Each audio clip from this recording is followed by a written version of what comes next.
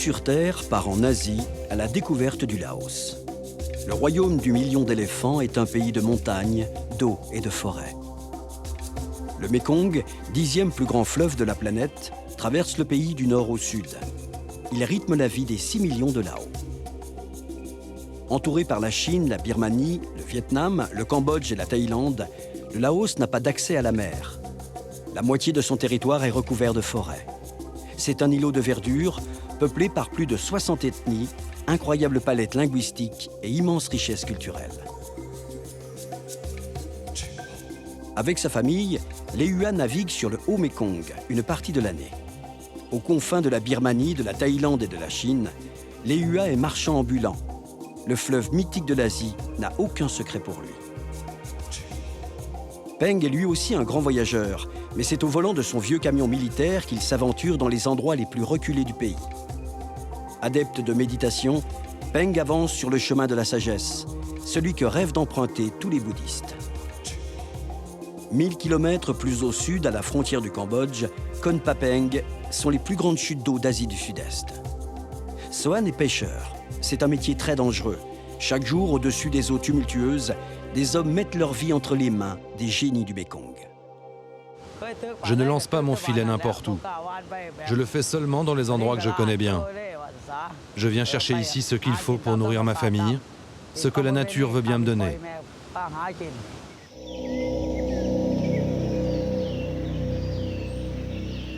Après avoir été au cœur d'un conflit planétaire, le Laos est resté longtemps isolé du monde. Son territoire a été l'un des plus bombardés de la planète. Le Laos est aujourd'hui un écrin de nature et de sérénité. Toutes les rivières se jettent dans le Mékong. Le fleuve légendaire de l'Asie est surnommé la mer de toutes les eaux. C'est une artère essentielle pour les habitants du pays.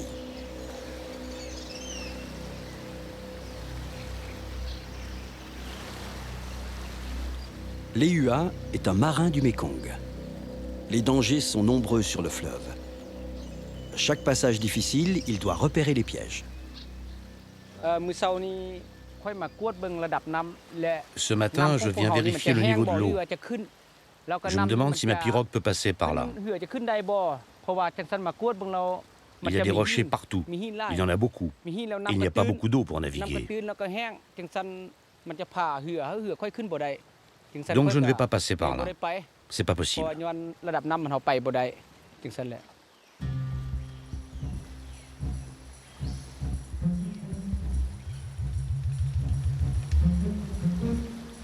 En fin de saison sèche, la navigation sur le Mékong est périlleuse. Le niveau de l'eau baisse et partout les rochers affleurent.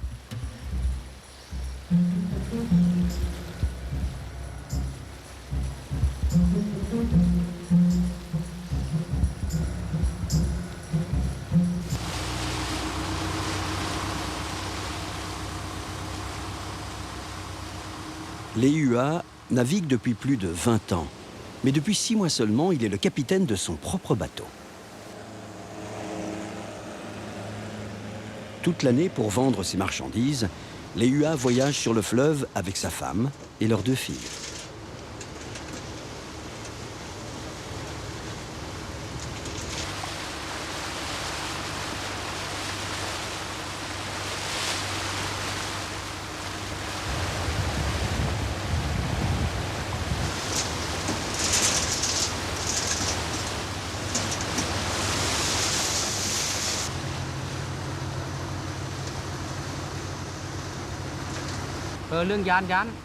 Il m'est déjà arrivé d'avoir très peur.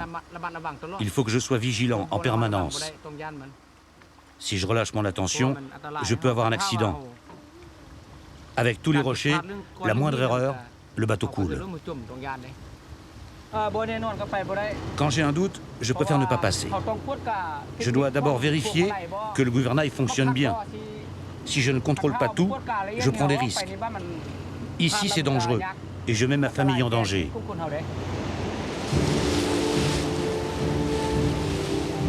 D'ordinaire silencieuse et assoupie, la vallée du Mékong semble se réveiller.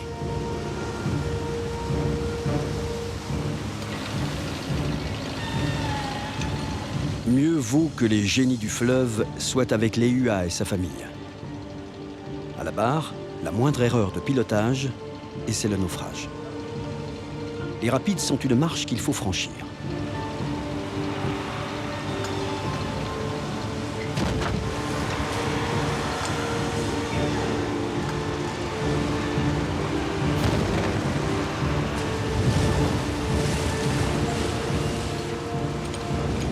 C'est une bagarre qu'il faut livrer.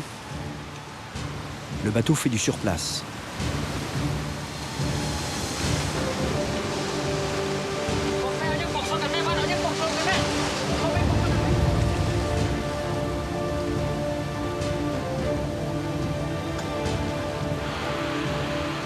Chaque millimètre gagné contre le courant est une victoire.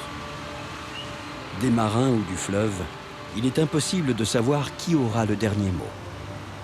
Les aventuriers du Mékong savent tous que le fleuve a droit de vie et de mort sur les hommes.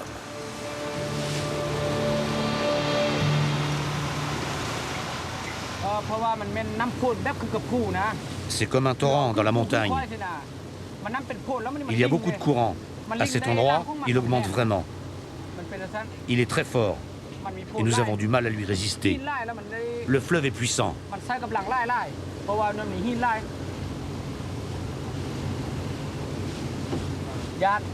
Oui, j'ai vraiment eu peur. L'eau est source de vie, on la boit, mais elle peut aussi nous tuer.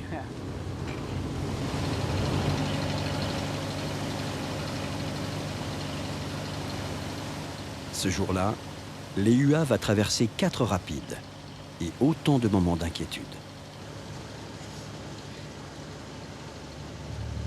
À force de lutter, le moteur du bateau est à bout de souffle.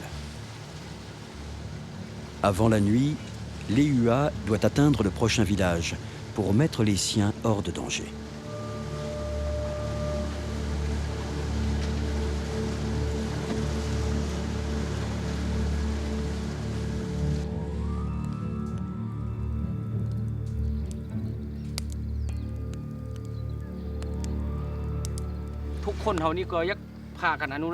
Tout le monde devrait respecter le Mékong. On ne devrait pas tout jeter dans le fleuve. L'eau du Mékong, c'est l'eau que nous buvons. Si personne ne protège le fleuve, il restera souillé. On devrait tous le respecter. C'est notre mère nourricière. Le fleuve existait avant nous. Il nous permet de vivre. Tout le monde ici devrait faire attention à lui.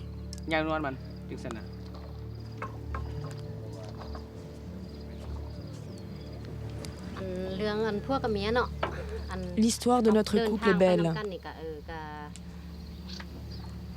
Nous sommes mari et femme, et nous allons partout ensemble. Nous avons confiance l'un en l'autre, et on s'aime tous les deux, et on aime nos enfants. Il n'y a aucun problème entre nous. Et dans notre famille, il y a beaucoup d'affection. J'aime cette vie que nous menons.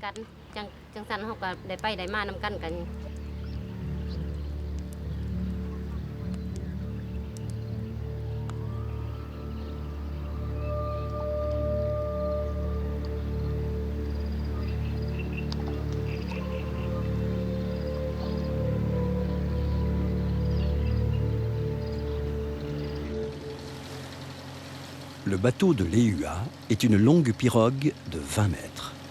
C'est un vieux bateau qu'il vient d'acheter. Le rafiot a de l'allure. En tout cas, il porte les rêves de Léua et de toute la famille. Ensemble, ils remontent les vallées sauvages du Laos pour vendre leurs poteries et transporter tout ce dont les villageois des bords du fleuve ont besoin. Léua connaît bien les secrets du Mékong. Il n'y a aucun balisage sur le fleuve et les cartes n'existent pas. Pour naviguer ici, il faut avoir en mémoire chaque méandre, chaque colline et connaître les arbres qui permettent aux marins de se repérer. Je suis un homme du Mékong. Depuis ma plus tendre enfance, je vis au bord du fleuve. Toute ma vie s'organise autour du Mékong. Et ce sera comme ça, tant que je serai capable de naviguer et que je serai debout.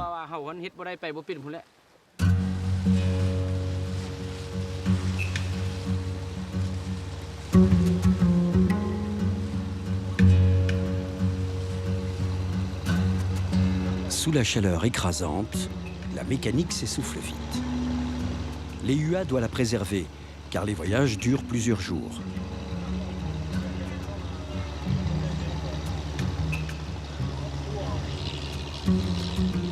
À tout moment, dans les courants et entre les rochers du Mékong, l'EUA doit pouvoir compter sur son moteur.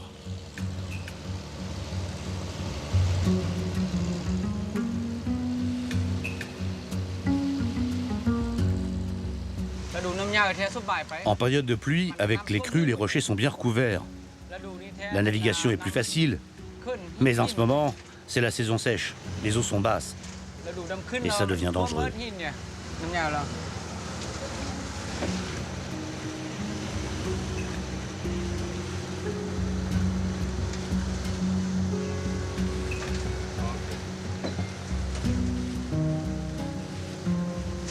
Là, ce qui m'inquiète le plus, c'est mon moteur. S'il lâche, on va avoir des problèmes. Mais bon, ça va aller. Il va tenir, je l'espère en tout cas. Je n'ai pas peur.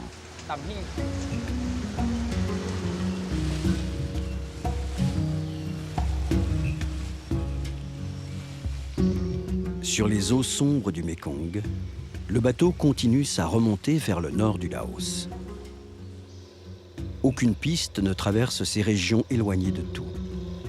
Le bateau est le seul et unique moyen d'atteindre les villages isolés du pays. Je suis content d'être arrivé. Je navigue depuis 8 heures du matin. Je vais enfin pouvoir me reposer. J'en ai vraiment besoin.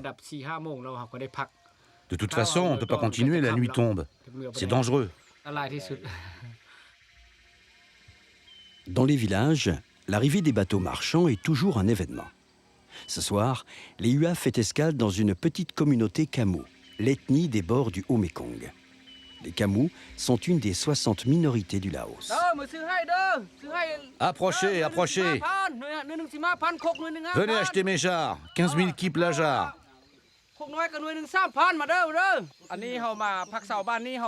Ce soir, on va rester dormir ici, à Ban Wahin. C'est un village Kamou. Je vais en profiter pour vendre mes marchandises. Je connais bien l'endroit. Ils n'ont pas vu de marchands depuis longtemps.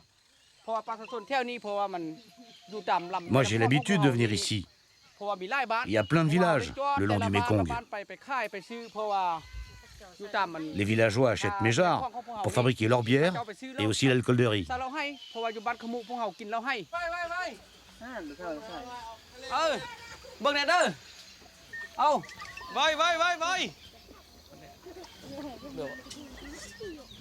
Si les villageois n'ont pas d'argent, ils ont toujours quelque chose à troquer. En quelques minutes, l'EUA va déballer et vendre ses marchandises.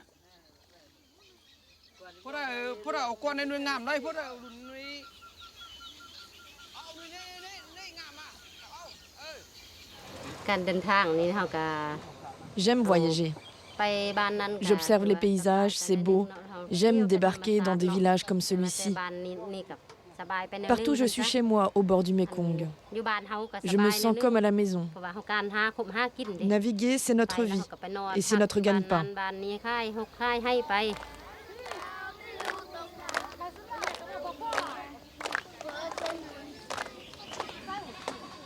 Dans ce village, l'EUA est accueilli comme un membre de la famille. L'hospitalité est un des piliers de la société Lao. Toutes les occasions sont bonnes pour vider une jarre de bière traditionnelle, la spécialité des Kamou.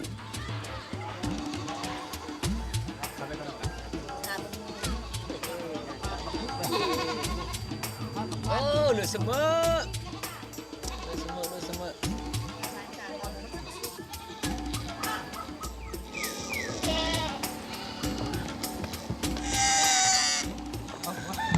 Allez, lông ma đây.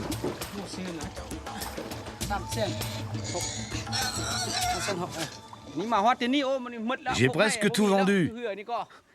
J'ai bientôt plus avoir de stock. Il faut aller en chercher.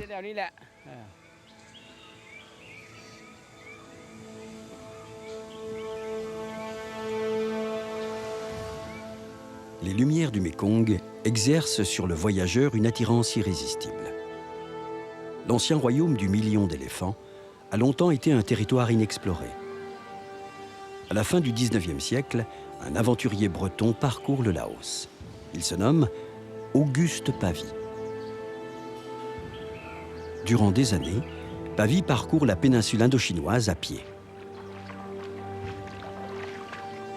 Les Lao qui l'accompagnent durant ces années de marche le surnomment l'explorateur aux pieds nus. À cette époque, les cartes de l'Asie sont trouées de zones blanches. En 1895, Auguste Pavie établit la première carte de l'Indochine.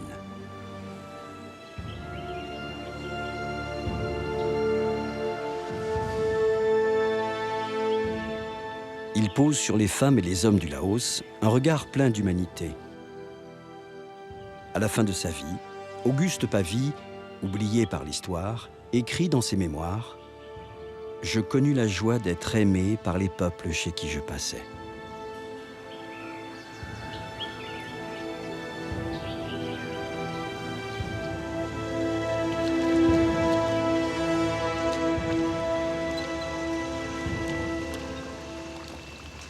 Le fleuve est l'âme du Laos et la richesse des peuples du Mékong. Tout le monde tente d'en vivre, aventuriers, marchands, trafiquants ou chercheurs d'or.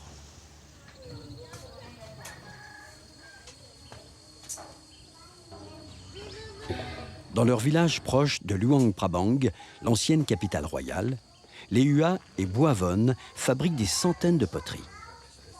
Quand ils ne naviguent pas, le temps est consacré à fabriquer des jarres. J'ai creusé ce four à la pelle, à la force de mes bras. Il mesure 5 mètres de long et le foyer se trouve à 3 mètres sous terre. On peut y cuire 700 pots en même temps ou 300 jarres.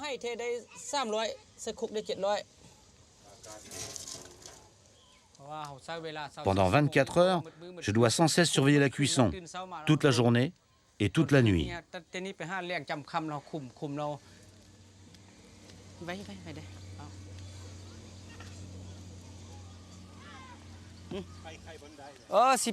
Voilà, on repart sur le Mékong, en direction du nord. Je vais vendre mes marchandises. C'est mon métier. C'est comme ça que je gagne ma vie.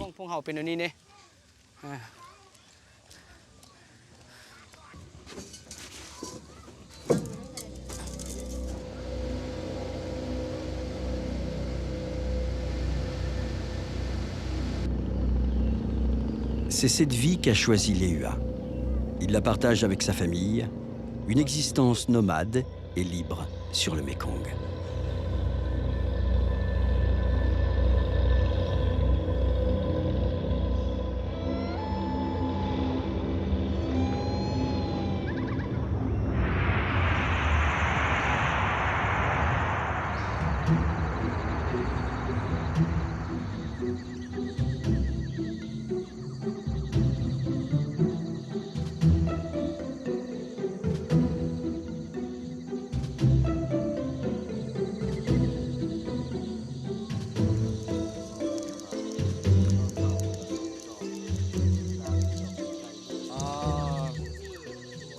Peng et son oncle Pao sont de vieux complices. Ensemble, ils ont bourlingué sur toutes les pistes du Laos.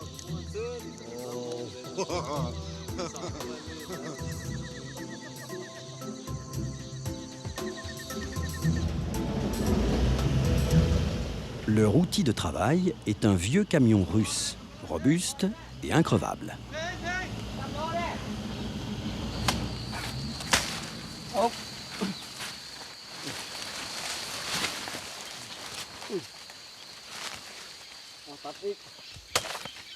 Aujourd'hui, ils chargent des bananiers.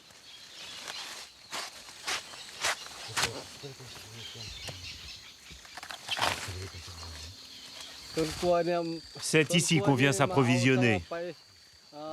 On va apporter ces troncs à des éléphants. Moi aussi j'ai un éléphant. Le mien il est en fer. Et à la place des pattes, il a des roues. Et il peut aller à 120 km/h. Vous savez, ici la nature est généreuse. Il suffit de planter n'importe quoi, tout pousse naturellement. C'est vraiment le pays de l'abondance.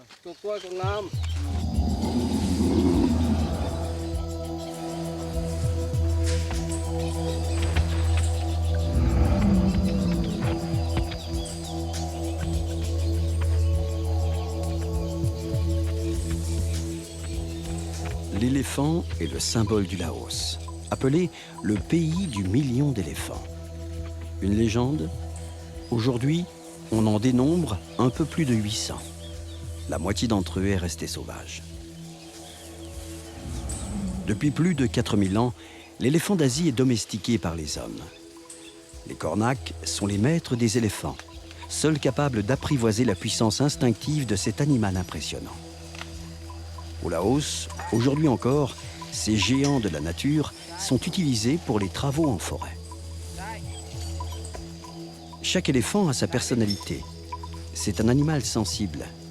Il est capable de comprendre plus de 50 ordres.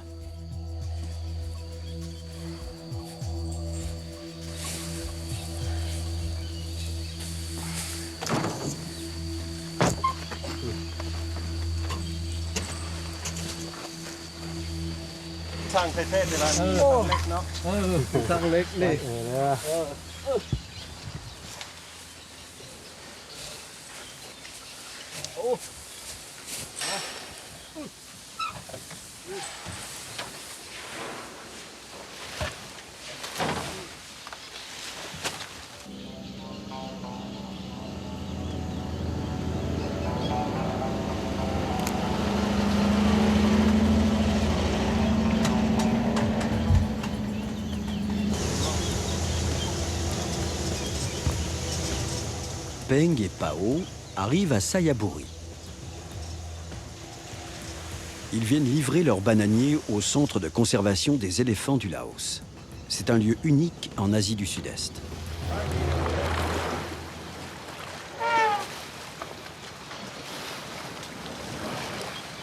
Ici, au centre de conservation, une équipe vétérinaire soigne les animaux. Ils permettent aux femelles d'élever leurs éléphantaux durant les premières années de vie et d'échapper ainsi aux travaux forestiers. L'éléphant d'Asie est vulnérable. Son faible taux de reproduction en fait une espèce menacée d'extinction. Au Laos, l'éléphant est surnommé le cousin des nuages, peut-être à cause de sa couleur, sans doute parce qu'il adore l'eau.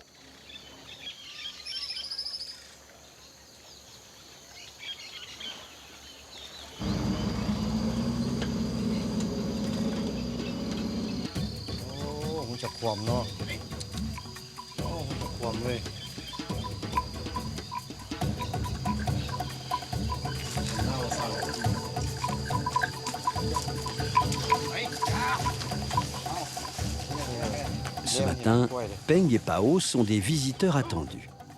Ils amènent aux éléphants du centre leurs friandises préférées.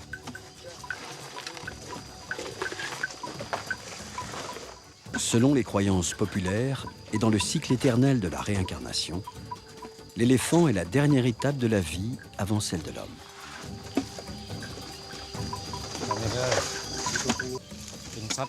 Pour nous, les bouddhistes, c'est un grand animal.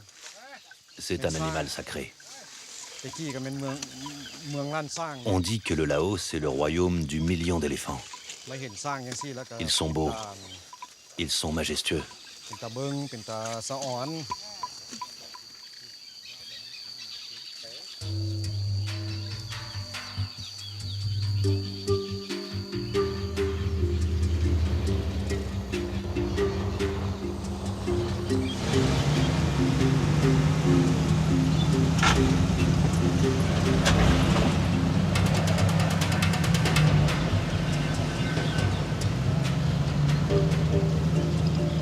Peng a repris la route. Son camion a longtemps servi au transport des troupes de l'armée Lao. À le voir ainsi avaler la piste, Ce camion raconte à lui seul l'histoire récente d'un petit pays, victime collatérale de la guerre du Vietnam.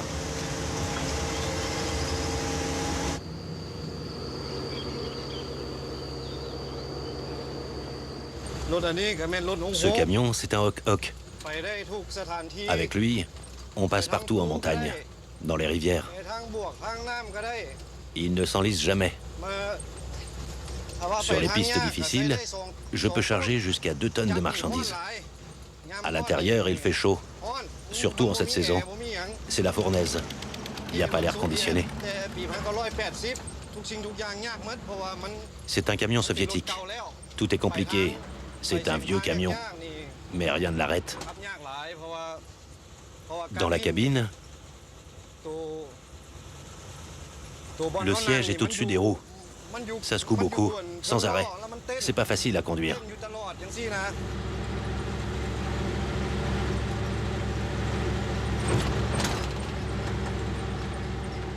La route est un héritage familial. Pour Peng, c'est même une vocation, presque une aventure spirituelle.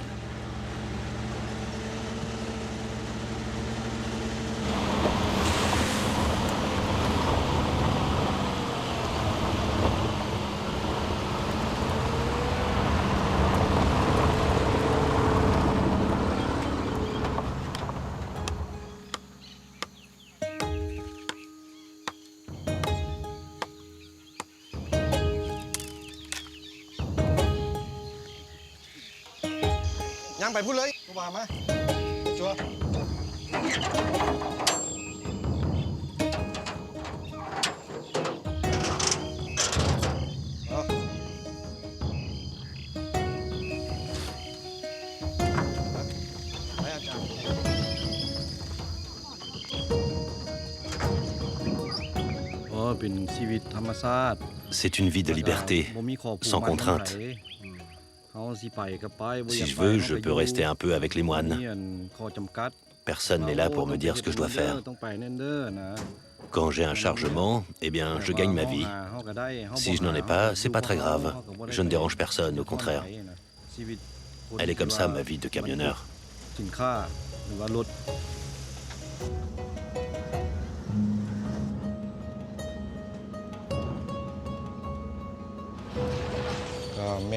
Je vis au jour le jour.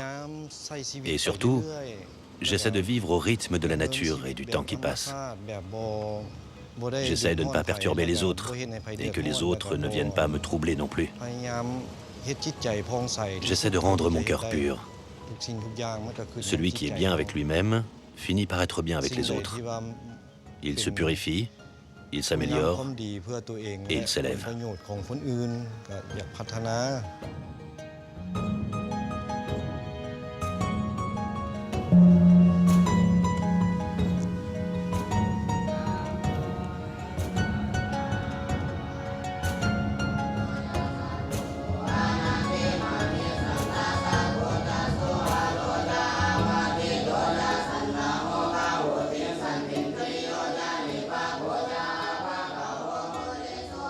Peng s'arrête souvent méditer. Depuis toujours, il est attiré par la vie des bonzes. Il aime cette vie de sérénité et de partage. Parfois, au volant de son camion, il rêve de se retirer du monde et de prendre une autre direction.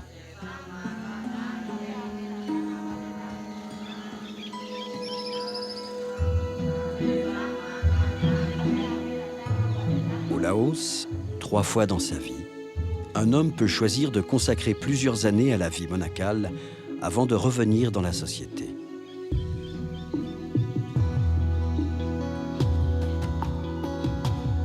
La vie de Peng est une longue route, un chemin qui lui permet de vivre dans la nature, de suivre sa destinée et d'aller vers les autres.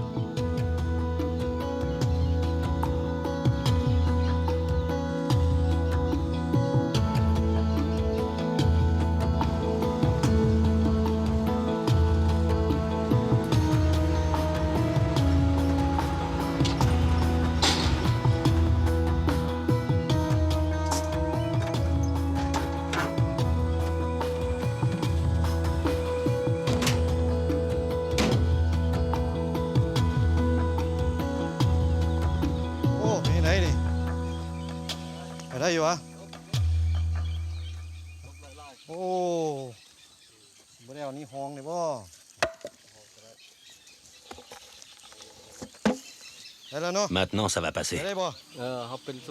Moi, je suis un vieux et un bon chauffeur de Hok-Hok. J'ai appris avec de très bons chauffeurs. Tu sais, quand tu grimpes, il faut savoir aider le moteur. Avancer doucement, jouer avec les freins, s'appuyer sur les 4 roues motrices.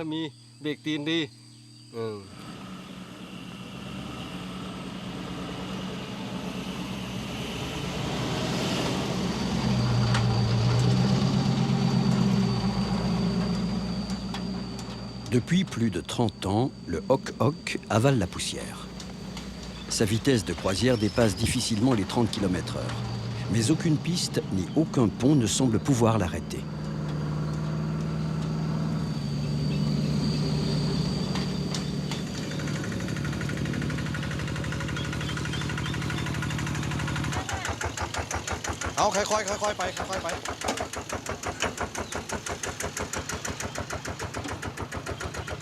Dans les montagnes du Laos, le temps s'étire à l'infini. Peng et son oncle conduisent depuis plus de 3 jours et ils ont un moral d'acier. Le camion a un petit problème, mais c'est pas grave. On va voir ce qu'il a.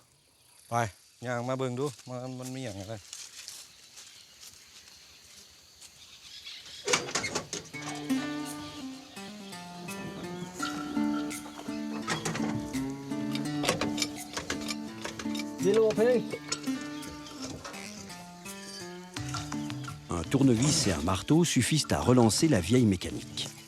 Bopenyang, en Laos, pas de problème. Cela pourrait être la devise du pays.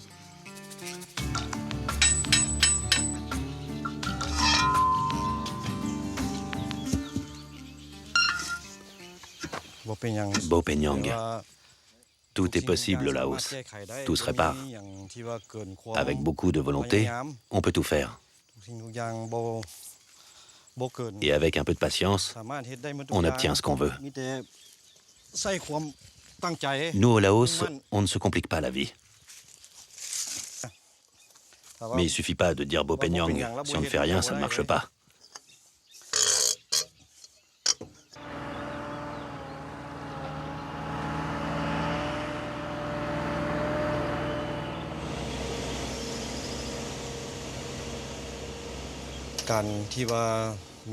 Comme Bouddha nous l'a enseigné, il n'y a aucune certitude dans ce monde. C'est à nous de trouver la tranquillité au fond de notre cœur et d'y trouver la sérénité. Alors à ce moment-là seulement, on trouve le bonheur.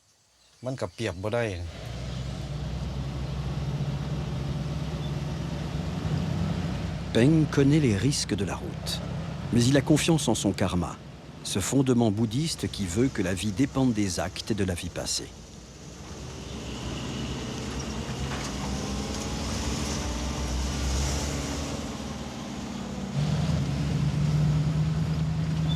Sur les pistes du Laos, Peng porte l'esprit du bouddhisme. Si un jour il arrête de bourlinguer, c'est parce qu'il aura trouvé le chemin de l'éveil. Un autre voyage, comme un retour vers l'essentiel.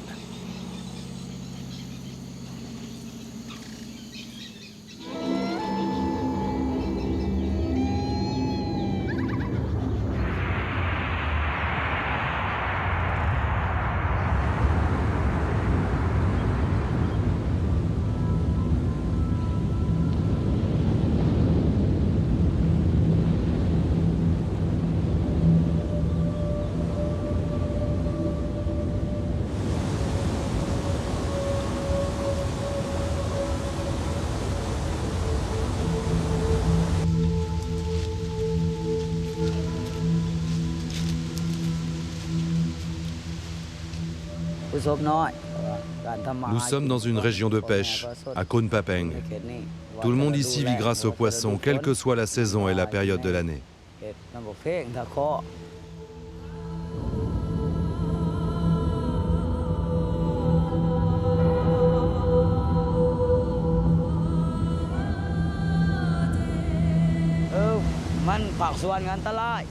Il y a des endroits très dangereux. Je n'ose pas y aller et personne n'y va. Je ne lance pas mon filet n'importe où, je ne fais pas n'importe quoi.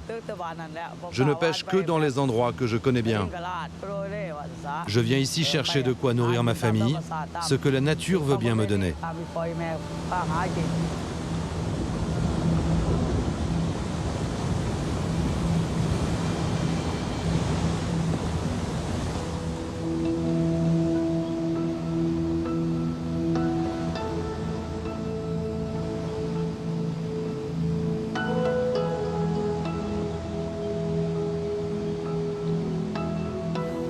Depuis plus de 30 ans, Sohan lance son épervier dans les eaux turbulentes du Mékong.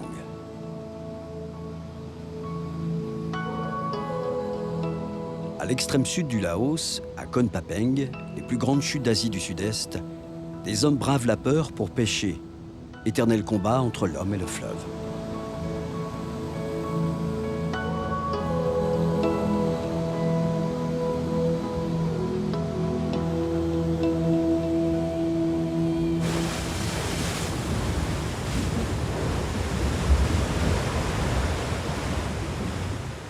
Le nuage permanent. Voilà l'endroit où Sohan vient chercher de quoi subvenir à ses besoins. En saison des pluies, ici, le niveau de l'eau du Mékong peut monter de 2 à 3 mètres. Sohan doit donc s'adapter en permanence. Il lui reste quelques semaines avant que le ciel ne se charge de nuages alourdis par la mousson.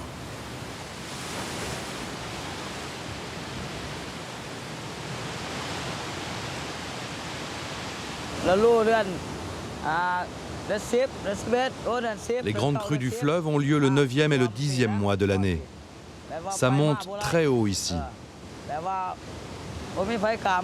À cette période, plus personne ne peut venir. Tout est inondé.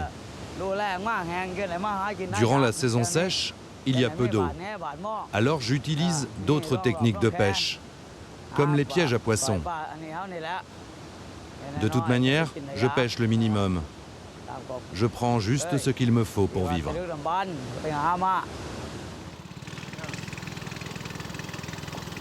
Sohan rejoint son village en pirogue en se jouant des courants du fleuve. Pour aller pêcher, il doit à chaque fois traverser le Mékong. Sohan ne possède pas encore de pirogue. Il dépend donc des autres pêcheurs et il doit les payer à chaque passage. En amont des chutes d'eau, le Mékong montre toute sa puissance. Ici, à la frontière avec le Cambodge, le Mékong s'étale dans un immense delta intérieur. Les 4000 îles sont un incroyable dédale d'eau et de terre.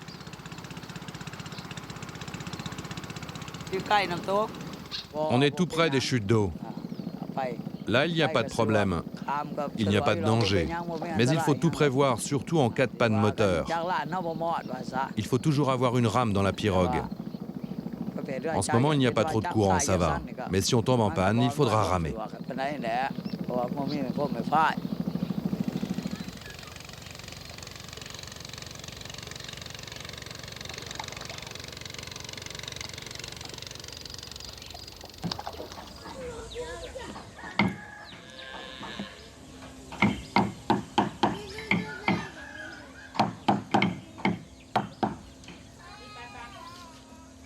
Sohan a travaillé durant 20 jours pour construire cette pirogue.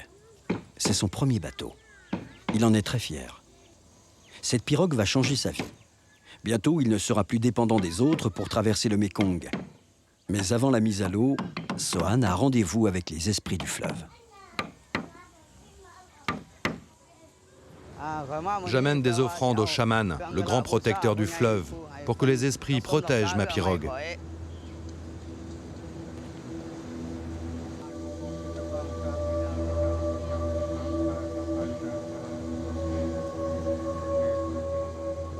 Au Laos, le bassi est une cérémonie qui scelle le destin des hommes. Le chaman rappelle les 32 âmes que possède chaque être humain. Le bassi permet d'attirer à soi les influences positives des esprits.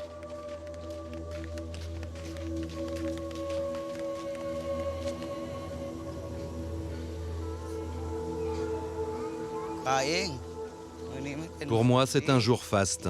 Je vais mettre ma pirogue à l'eau. Ça va changer ma vie et celle de ma famille.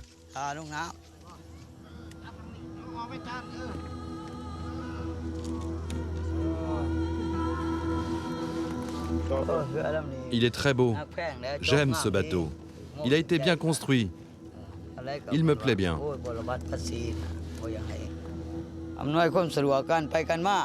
Cela va faciliter ma vie. Je vais pouvoir aller là où je veux, quand je veux. Je ne vais plus dépendre des autres pour aller à la pêche. Je serai bientôt indépendant.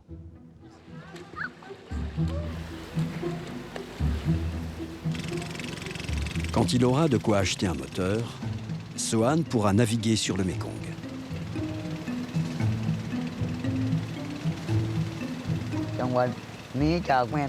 C'est bon de vivre avec le Mékong. C'est une vie agréable. C'est comme avancer sur un chemin dégagé et facile. Je ne peux pas vivre sans le Mékong. Ce fleuve, c'est ma nature. Il fait partie de moi.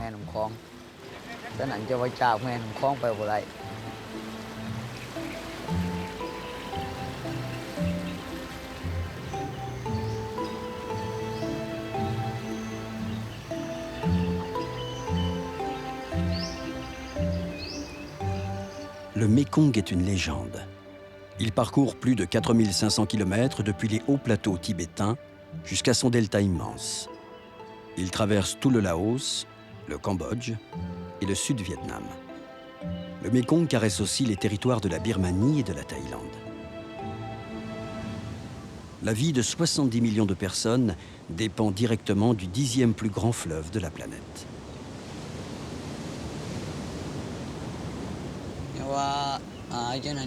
Quand je viens pêcher ici, je dois traverser avec ce câble.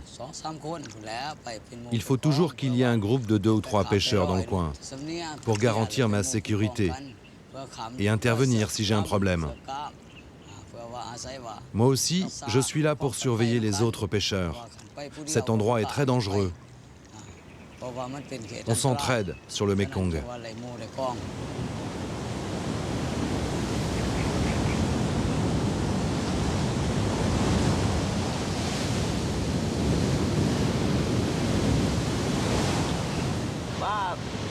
On pêche toutes sortes de poissons, des carpes, des poissons-chats, des silures.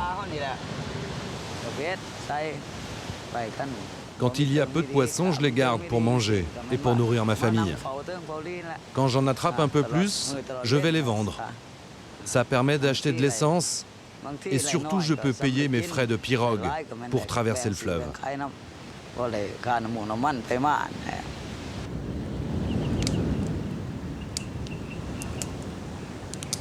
Pour profiter des ressources du fleuve, les pêcheurs doivent s'adapter et faire preuve d'ingéniosité.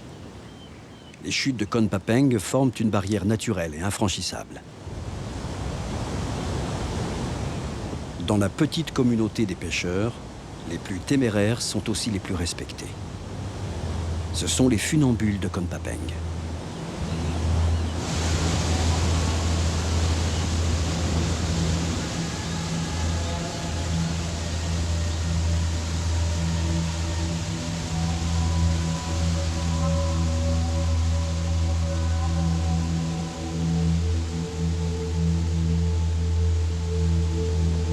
Face à cette nature indomptée, seule résonne la puissance du Mékong.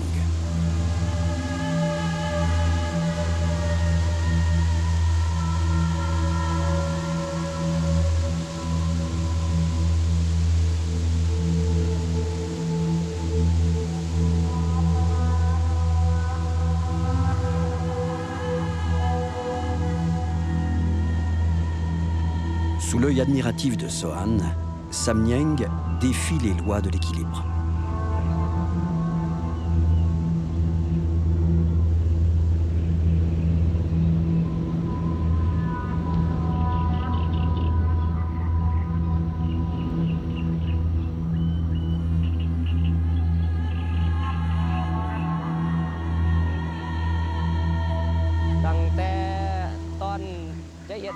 Le câble a été installé lorsque j'avais 12 ans.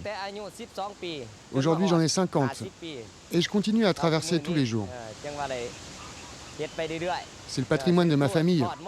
Il ne peut pas être utilisé par d'autres. Ce sont mes câbles et je ne conseille à personne d'y aller, c'est trop risqué. Si un accident se produit, je serai responsable. Le câble et moi, on ne fait qu'un. Le risque, c'est que le câble cède ou que mes mains glissent. Si je tombe, ma vie s'arrête. C'est très dangereux.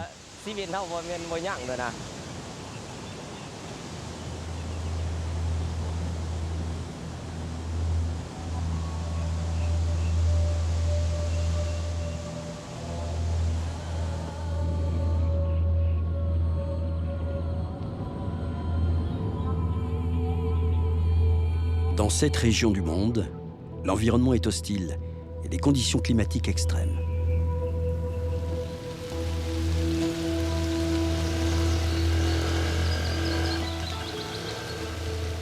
Aujourd'hui, le ciel se libère de son trop-plein d'énergie. Il fait 40 degrés et les premières pluies de la mousson se déversent. Sohan est venu voir le guérisseur de son village. L'homme a une grande connaissance des plantes de la forêt et de la pharmacopée naturelle. Sohan souffre de vertige et régulièrement il vient le consulter pour traiter son paludisme.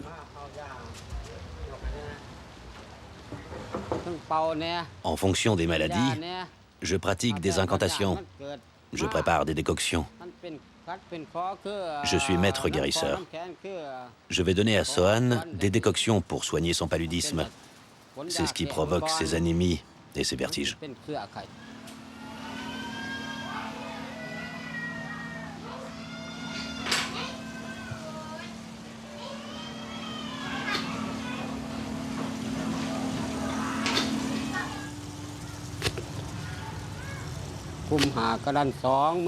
Je suis guérisseur depuis une trentaine d'années.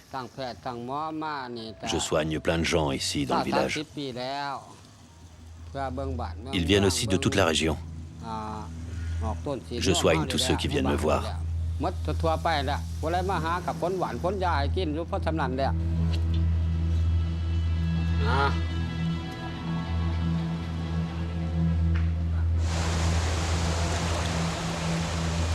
Même si les pêcheurs de Kon Papeng sont protégés par les esprits du fleuve, ils risquent leur vie à chaque instant. Il faut du sang-froid pour affronter le danger.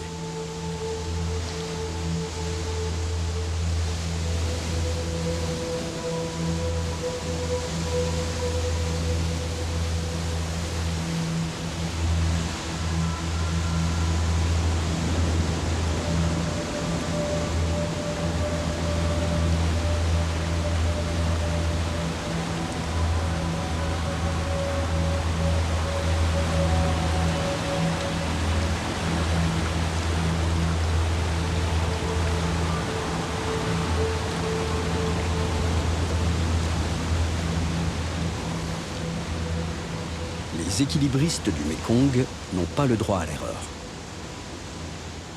Il leur faut une parfaite maîtrise de l'équilibre, du mouvement et de la peur.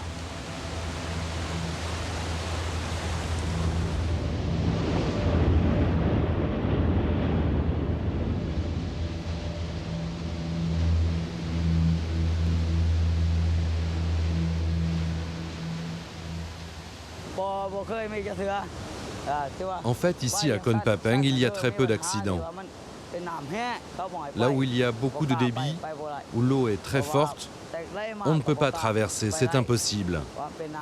On le sait, c'est comme ça depuis toujours. Mais malgré tout, si quelqu'un décide de traverser, s'il glisse, il ne peut pas s'en sortir.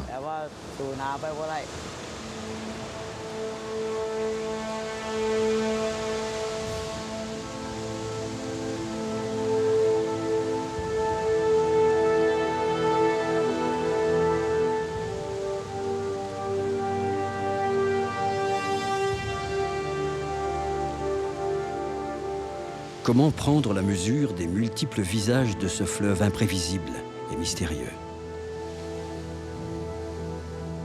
À Kon Papeng, seule la mémoire des pêcheurs garde les secrets du Mékong, la mer de toutes les eaux de l'Asie.